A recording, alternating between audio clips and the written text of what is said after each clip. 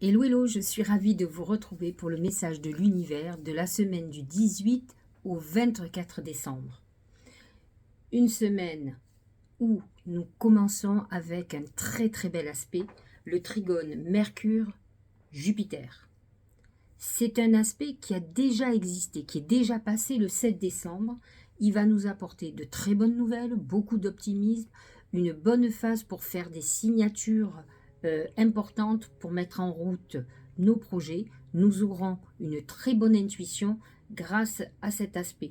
En tout cas, lorsqu'il y a une répétition d'événements, voyez ce qui s'est passé autour du 7 décembre et voyez ce qui se passe pour vous le 18 décembre, qui va être justement une affirmation peut-être de nouvelles ou d'événements. Dans tous les cas, c'est un bon moment pour planifier un voyage, pour démarrer des études, pour organiser tout ce qui est nouveaux projets. C'est un bon aspect pour entamer des relations commerciales et pour traiter tous les problèmes juridiques. Le 19, nous allons atteindre le premier quartier de lune qui sera en poisson à 27 degrés 35.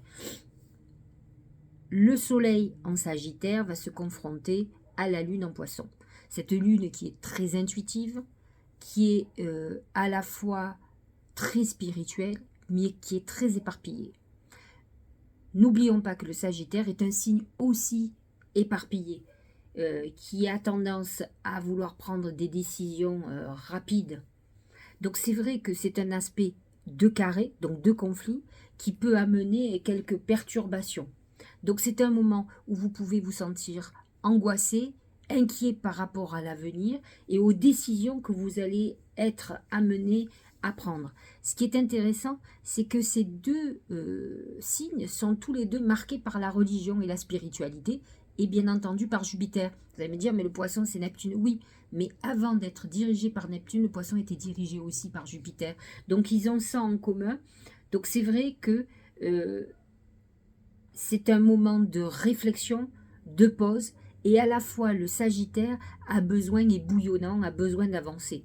Donc c'est un moment où vous allez devoir ralentir le rythme pour savoir où vous devez aller, utiliser à fond votre intuition, et pour cela il faut, vous le savez, faire le calme intérieur, autrement vous n'entendrez pas les messages de vos guides, mais c'est une très bonne lune pour ça. Il faut faire très attention aussi, puisqu'à ce moment-là, Mercure sera rétrograde, Pluton sera en sextile avec la Lune, et Neptune en conjonction avec la Lune en Poisson. Donc vous pensez bien que ce virage, puisque ce premier quartier de Lune est un virage après la nouvelle Lune en Sagittaire, c'est un point très important. Beaucoup d'aspects sont là, et donc à vous d'observer ce qui va se passer à ce moment-là. Le 21 décembre, nous avons une Vénus qui est en Scorpion, qui s'oppose à Uranus qui est en Taureau. En principe, c'est un signe, j'ai envie de dire un signe céleste, d'un bouleversement au niveau sentimental.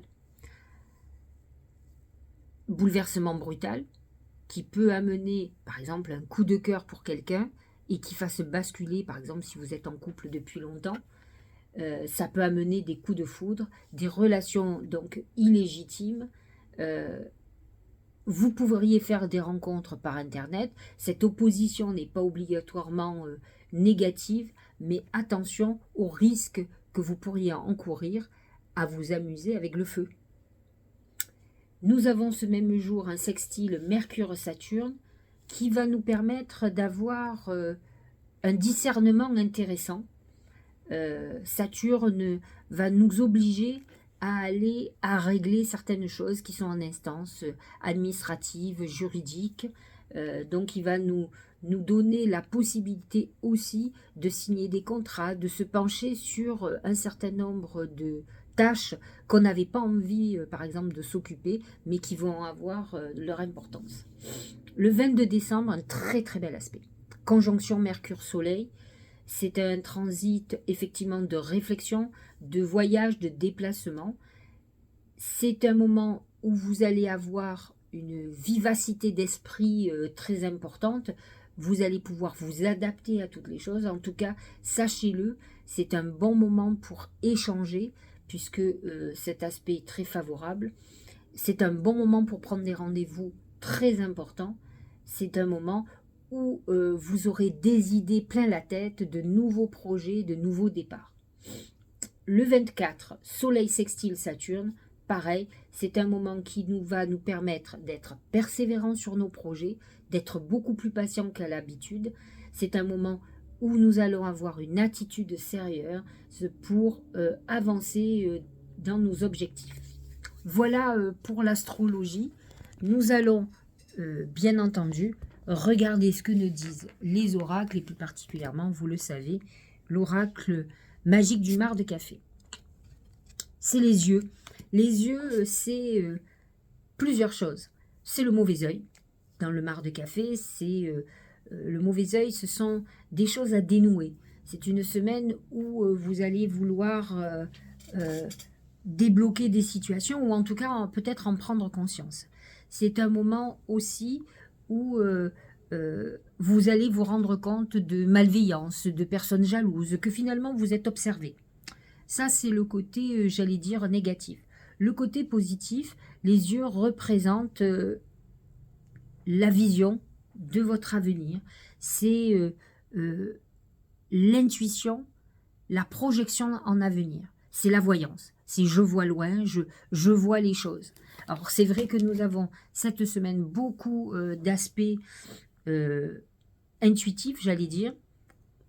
Mais il faut faire attention au conflit qu'il peut y avoir ou à ce que l'on pourrait découvrir qui peut nous amener à faire peut-être du nettoyage. Et je trouve que pour une fin d'année, c'est une très bonne chose de nettoyer avant le début d'année. L'attente, persévérance, attention portée à l'essentiel, retenue, contentement, modération, rythme juste. C'est un peu les derniers aspects que nous avons. Bon, à la fois, autour du 22, on se prépare à célébrer Noël, à faire les fêtes de fin d'année. Donc effectivement, tout le monde se met en pause, en vacances, on va se réunir en famille. Donc on est plutôt dans une période où il ne se passera pas grand-chose. Maintenant, il ne faut pas dire tout ça, parce que maintenant, certaines personnes entre Noël et jour de l'an travaillent, et travaillent même jusqu'au 22, 23. Moi, c'est mon cas, je travaille jusqu'au 21. Et après, c'est la pause jusqu'au 6 janvier, je crois. Enfin, même 7, 8. Mais dans tous les cas, on est dans une phase où effectivement, on est en pause. On est dans l'attente. On est dans pour certains, une euphorie. D'autres n'aiment pas les fêtes de Noël. Moi, j'adore ça. Moi, j'avoue que la féerie de Noël, la magie, j'aime la magie en général, la magie de la vie. Et peut-être mon côté sagittaire enthousiaste tout le temps fait que malgré que j'ai perdu des proches et que j'aimerais qu'ils soient là, on est de plus en plus isolés, puisque j'avais une petite famille et elle est de plus en plus petite.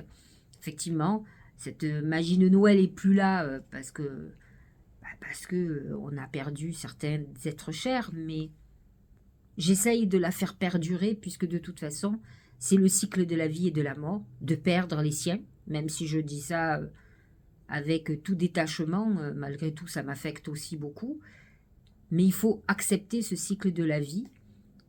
Ça sera notre tour à un moment donné, quand la destinée l'aura choisi, et on ne pourra rien y faire. Il y a une force supérieure qui est bien meilleure que nous, malgré que l'être humain s'évertue à chercher l'immortalité.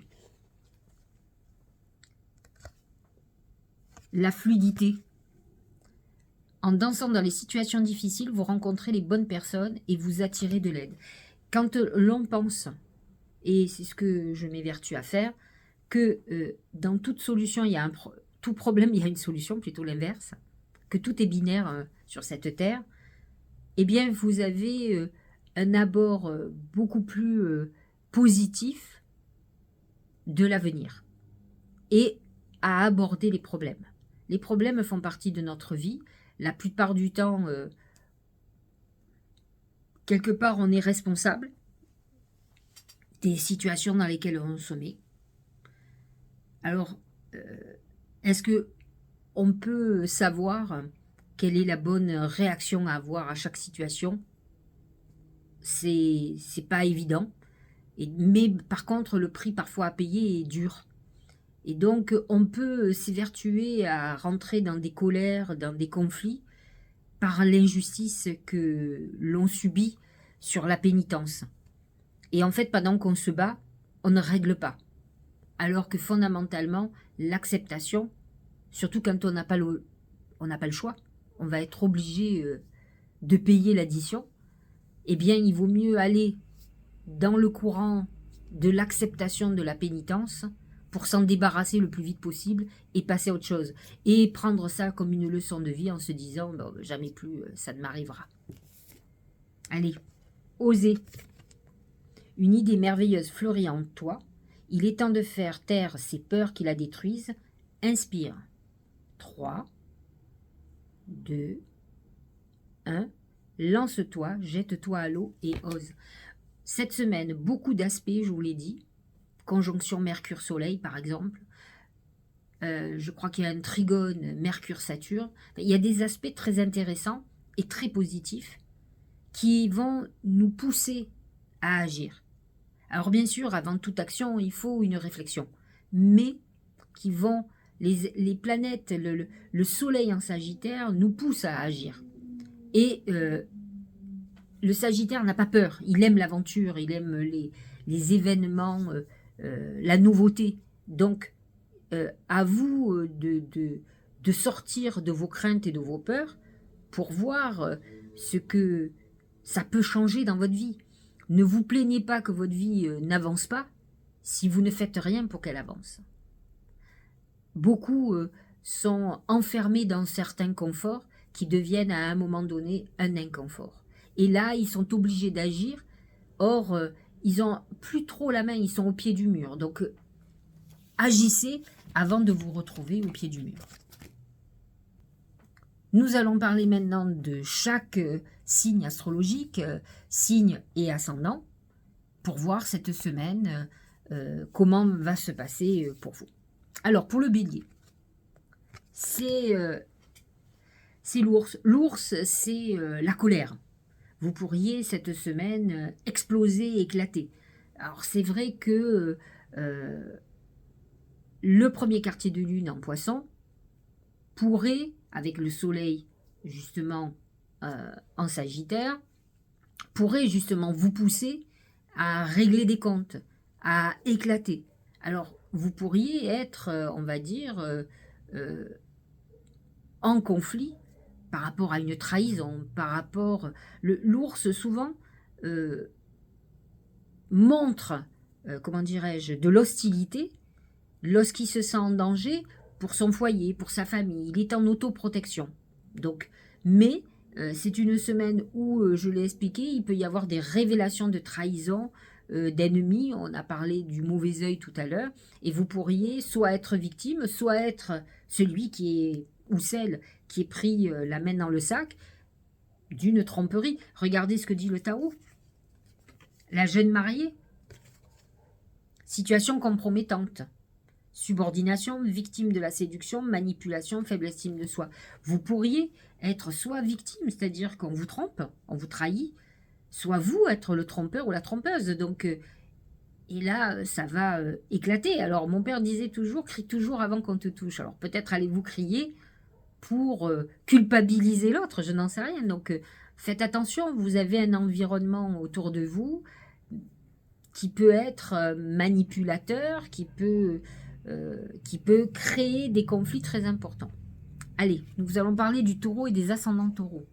C'est le chien, c'est l'ami, la fidélité.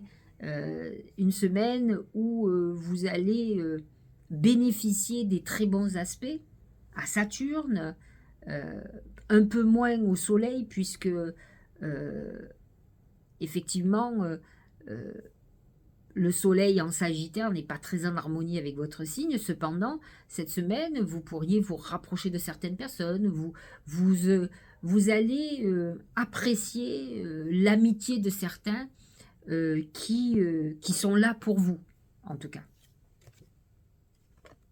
La difficulté initiale. Vous voyez, c'est cette personne qui est dans la naissance. Et c'est vrai que la naissance peut être difficile. Douleur de la croissance, doute et peur, maladresse, acquisition de force, vulnérabilité, inexpérience. C'est un moment où on se retrouve dans une situation nouvelle et on peut sentir en fragilité. Vous pouvez vous trouver dans cette situation. L'oracle du marc de café vous dit que vous avez quelqu'un de proche qui va vous aider, qui va vous accompagner. Mais vous pouvez être dans une situation où vous avez besoin d'être soutenu et que des personnes se manifestent leur amitié. Gémeaux, c'est la main de Fatma. La main de Fatma, c'est le talisman de protection. C'est la protection contre le mauvais œil. C'est quelle que soit la situation, si elle est compliquée, vous trouverez toujours solution. Vous êtes dans une phase intéressante. Il faut savoir que dans les mois qui arrivent, les 6 prochains mois, à peu près 5 prochains mois, vous êtes sur la dernière ligne droite avant que ce soit votre année qui démarre, puisqu'elle démarre fin mai. Et c'est vrai que vous allez beaucoup mieux, vous avancez, vous voyez les choses de façon plus optimiste. La poussée vers le haut. Évolution constante, gain de confiance, acceptation des défis, promotion, reconnaissance. Il faut savoir quand même que le soleil en Sagittaire cette saison est une bonne période pour vous, positionné dans votre maison 7, c'est votre complémentaire, donc c'est un moment où effectivement on se sent plus optimiste, plus positif, on a envie de voyager, on a envie de faire plein de choses, donc à partir de ce moment-là, on laisse de côté nos soucis ou nos inquiétudes et on avance. Cancer et ascendant Cancer. C'est la montagne, et la montagne, c'est les obstacles, c'est les épreuves, mais c'est aussi le moment d'évolution. Mais des évolutions qui sont difficiles, puisque pour monter au sommet, on rencontre des écueils, des obstacles sur notre chemin. À vous d'être persévérant et persévérante, ce que votre ami le Capricorne, signe complémentaire du Cancer, arrive à faire. Il n'a pas de difficulté dans la difficulté. Or vous, vous avez tendance à ne pas supporter la dureté.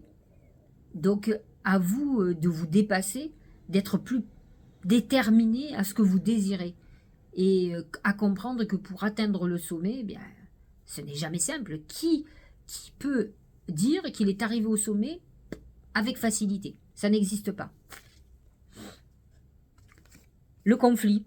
Soif de pouvoir, hostilité, jalousie, entêtement, agressivité pour compétitivité, controverse. Vous pourriez cette semaine vous confronter justement, et cela peut être un des obstacles sur votre chemin, à un conflit très important, un affrontement avec une personne, donc une personne qui peut être proche de vous. En tout cas, c'est ce qui peut marquer cette semaine. Le lion, et ascendant lion bien sûr, c'est le soleil.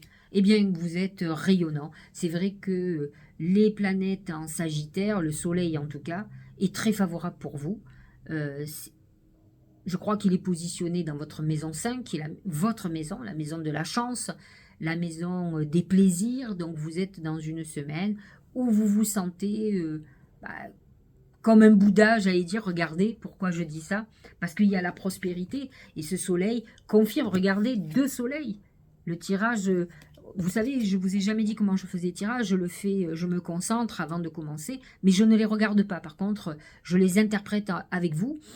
Et c'est vrai que je suis toujours étonnée lorsque je tombe sur des cartes similaires, parce que ça veut dire que le ciel, les oracles, nos guides ont envie d'insister sur un message. Et là, richesse, heureuse fortune, donc c'est une semaine très fructueuse, succès, expression de gratitude en aidant autrui, bien matériel. Vous êtes dans une très très belle semaine de rayonnement total. Vierge, c'est le dragon.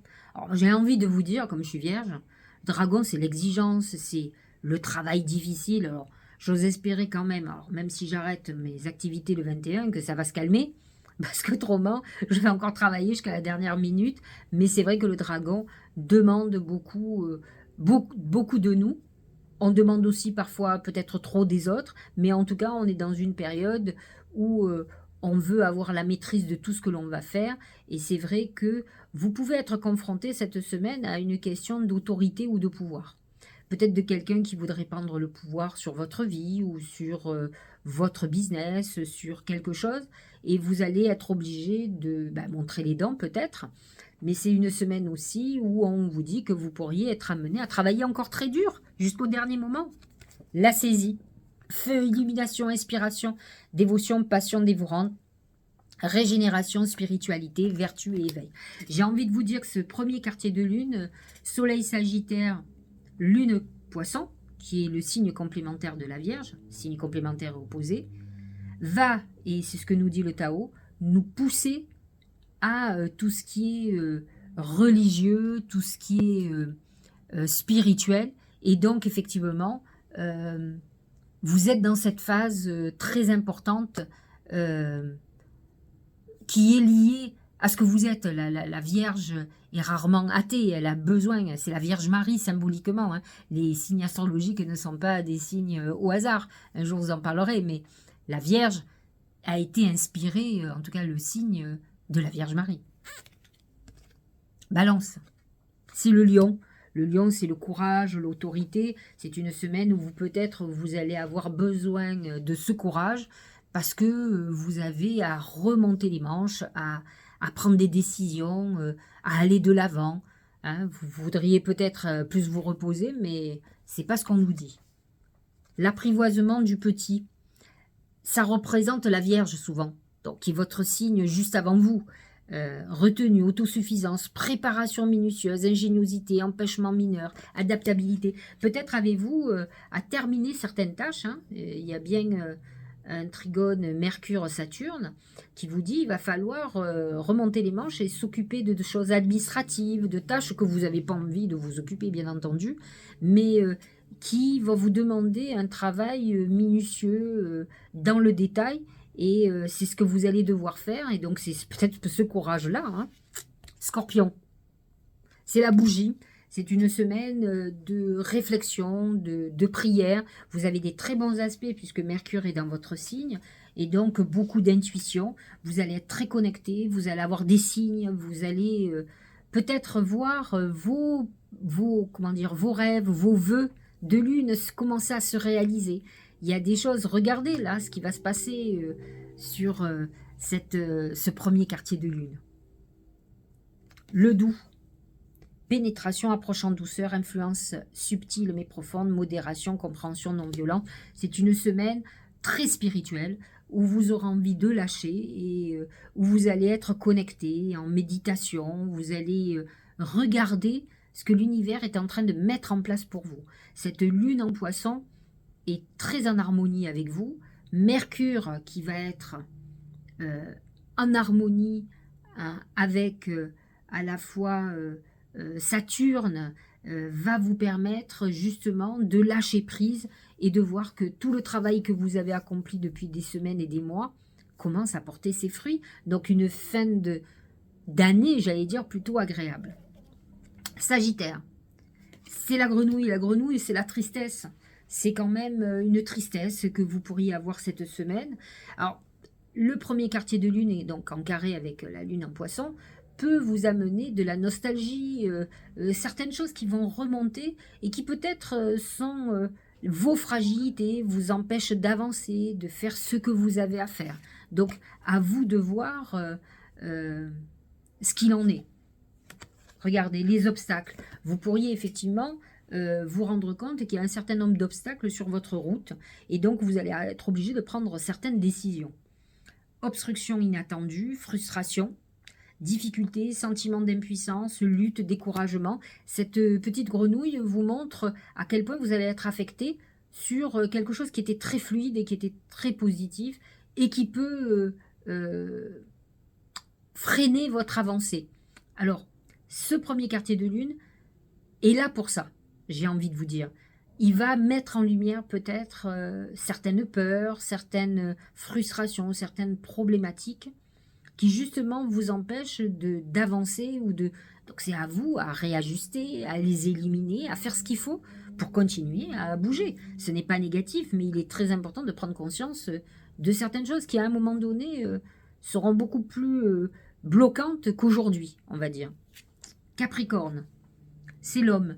L'homme, alors, c'est un homme, hein, cette semaine, peut-être serez-vous préoccupé par un homme. Votre patron, votre mari, votre compagnon, votre frère, votre père, peu importe l'homme, mais en tout cas, une préoccupation par rapport à un homme ou un nouveau chéri, quelqu'un qui hante votre esprit, ce qui peut complètement vous perturber, vous Capricorne, qui êtes très concentré sur le boulot, qui êtes beaucoup plus cartésien, l'amour, ça ne se contrôle pas. Alors, l'homme représente aussi les énergies masculines. Et donc, effectivement, c'est une semaine où vous allez vouloir avancer. Vous allez être beaucoup plus dans l'offensive. Alors certes, le soleil en Sagittaire est positionné dans votre maison 12. Donc c'est une maison où on est beaucoup plus au ralentissement, mais vous allez sentir que c'est bientôt votre saison d'ailleurs. Hein. Donc vous sentez que vous êtes dans les starting blocks. Normalement cette semaine, justement, le soleil passe dans le Capricorne. Donc à partir de là, vous allez sentir que vous allez pouvoir avancer. La suite. Loyauté, adaptabilité, coopération, confiance, fiabilité, sensibilité aux autres, service, obtention de conseils. C'est une semaine où vous allez sentir que enfin les choses se débloquent pour vous et que de nouvelles perspectives s'ouvrent. Donc soyez confiants, le soleil va rentrer cette semaine dans votre signe, je crois que c'est le 21 ou 22 décembre, donc vous rentrez dans un moment où c'est votre signe qui va être illuminé, où vous allez être avec vos valeurs de détermination et... alors, j'allais pas dire d'optimisme, parce que les Capricornes ne sont pas optimistes, c'est le Sagittaire qui est optimiste. Mais par contre, de détermination et volontaire, ça c'est sûr. Verseau, c'est le serpent, c'est la jalousie. Alors faites attention, peut-être allez-vous apprendre certaines choses qui ont été dites ou qui sont dites et qui peuvent vous perturber. Le serpent représente les gens qui parlent. Alors, faites très attention à vos mots aussi, à ce que vous pourriez dire. Le serpent représente aussi donc les jalousies, bien entendu, la santé. Vous pourriez avoir quelques soucis, vous tombez malade, des refroidissements. Hein. On est dans une période où les températures sont en train de baisser, elles remontent, elles redescendent, donc c'est compliqué. Le serpent représente aussi la sensualité. Ça peut être une semaine où vous ayez envie... de sexe tout simplement, que vous soyez avec une libido très développée. La paix, harmonie, équilibre, perfection, stabilité, sentiment de bien-être. Quoi dire d'autre? Une semaine où on est plutôt dans le bonheur et dans le bien-être, et je vous le souhaite puisqu'on se prépare aux fêtes de Noël. Et c'est ça, les fêtes de Noël, c'est aussi trouver le bonheur en famille et se retrouver les uns les autres. Nous allons clôturer avec les poissons. C'est le corbeau. C'est l'oiseau de mauvais augure, hein, c'est des mauvaises nouvelles. Alors, mauvaise nouvelle pour les poissons, juste avant la Noël, c'est pas cool. Cette lune en poisson, ce premier quartier de lune qui se confronte au soleil en Sagittaire, c'est une lune qui est très intuitive, qui va faire une conjonction avec Neptune quand même, peut amener des désillusions, quelque chose, une trahison. Donc ça peut être un moment de tristesse et j'en suis désolée pour vous. La retraite, départ à point nommé, lâcher prise, repli, réévaluation, retrait, conseil de s'en aller sans la moindre hésitation. Ça peut amener un repli sur vous et essayez de ne pas ruminer, de ne pas faire de cette semaine avant vraiment la fête, les dernières semaines de décembre, un moment de tristesse et de nostalgie. Ça rend triste les fêtes de Noël aussi, je l'avoue. Et quand on est poisson, on est souvent entre deux eaux, comme on dit. Et un rien peut vous faire basculer dans quelque chose de nostalgique. Alors utilisez plutôt tout ça pour la créativité, c'est mieux. Vous êtes doué dans ce domaine. Bon, j'espère que cette guidance vous aura éclairé. Je vous souhaite un très bon réveillon, des très bonnes fêtes, un joyeux Noël. Que dire? Que souhaiter la paix dans le monde. Que tout le monde s'apaise. Mais je pense que l'être humain n'en a pas envie, malheureusement. C'est comme ça. Donc, mais je le souhaite ardemment, du fond de mon cœur. Je suis quelqu'un qui suis heurté par la violence, l'ultra-violence, par la barbarie, par tout ce qui est fait aux enfants, aux femmes, aux hommes aussi, aux animaux. J'espère que l'être humain va à un moment donné être éclairé, mais la spiritualité, en tout cas la vraie, n'est pas le lot de tout le monde. Ce n'est pas le cadeau de chacun, mais ceux qui sont dans la spiritualité sont en souffrance de voir certaines personnes qui sont à un niveau bien bas. Je vous embrasse, je laisse une note positive, je vous souhaite beaucoup de bonheur, profitez d'une parenthèse, j'allais dire enchantée, ne soyez pas triste, cherchez la magie dans tout ce que vous pouvez, parce que c'est ce qui va remplir votre cœur et vous permettre d'avancer. Je vous embrasse tous.